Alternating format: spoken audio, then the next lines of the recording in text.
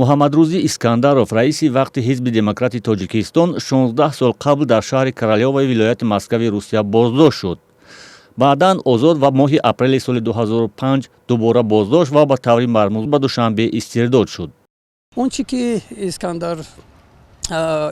Муҳаммадрӯзӣ Искандаров дар Русия пинҳон шудагӣ буд, Русия ҳеҷ вақт шарики эътимод муътамад набуд, ҳеҷ вақт ба ҳуқуқи инсон эҳтиром намегузошт ва ба хотири расидан ба манфиатҳои худ, ба манфиатҳои сиёсии худ дар Тоҷикистон ҳозир буд ки ҳама гуна хоҳиши талаботи Тоҷикистонро иҷро кунад.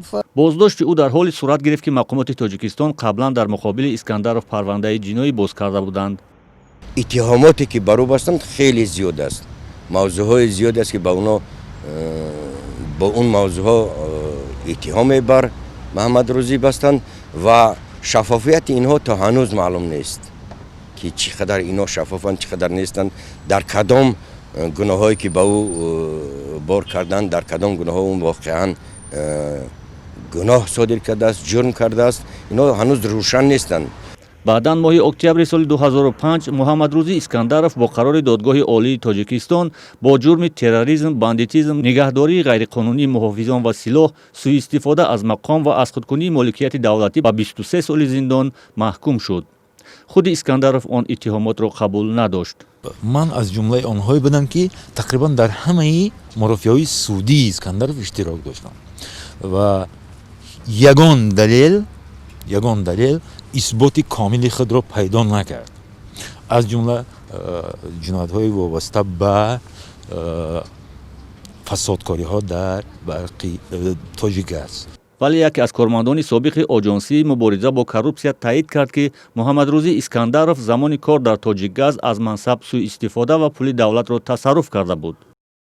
вай роҳбари ҳизб вай ташкилоти давлатӣ нест, вай дар ташкилоти давлатӣ роҳбар буд. аз онҷа аз маблағҳо дузида будам ваю вишени дошт вай. он замон Муҳаммадрӯзӣ Искандаров раёсати Ҳизби демократии Тоҷикистонро бар уҳда дошт.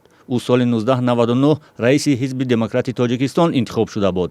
ҳамзамон бо корҳои ҳизбӣ як муддат раёсати кумитаи ҳолатҳои фавқулода ва раҳбарии корхонаи Тоҷикгазро бар уҳда дошт.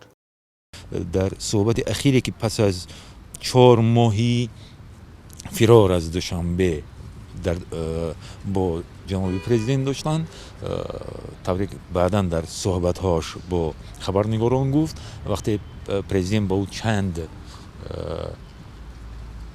пешниҳоди мансаб мекунад, ӯ рад мекунад ва мегӯяд ки ман беҳтар аст ки ба корҳои сиёсию ҳизбиам дахл кунам. баъд аз ин то замони боздошт ва маҳкум ба зиндон шудан фаъолияти муассири сиёсӣ ҳам надошт, зеро ба Русия фирор карда ва раёсати Ҳизби демократро тақрибан аз даст дода буд. пас аз зиндонӣ шудани Искандаров, Ҳизби демократ ба ду ҷиноҳ қисмат шуд ва бо ҳамин зарфияти қаблии худро аз даст дод. вакилони мудофиаашам ба созмонҳои байнулмилалӣ, ба созмонҳои бисёр бонуфузи Аврупо муроҷиат карданд.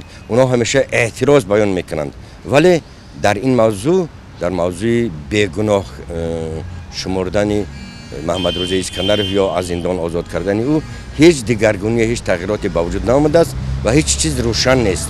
далелашам маълум нест ки чаро масалан ҳукумати Тоҷикистон пешниҳоди созмонҳои бонуфузи байналмилалиро қабул намекунад. аз 23 сол ҳукми зиндони Муҳаммадрӯзӣ Искандаров дар қонуни авфи соли 2011 танҳо 2 соли ҳабсаш кам карда шуд.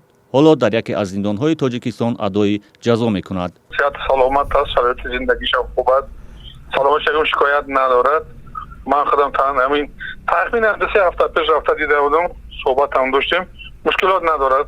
ҳарчанд ҷонибдоронаш Муҳаммадрӯзиро қурбони сиёсат медонанд, аммо ҷониби ҳукумат ин иддаоҳоро қабул надоранд ва зиндонӣ шудани ӯро сазои гуноҳҳои содир кардааш медонанд. вале ба ҳар сурат 16 соли зиндагии Искандаров дар боздошту зиндон пушти сар шуд.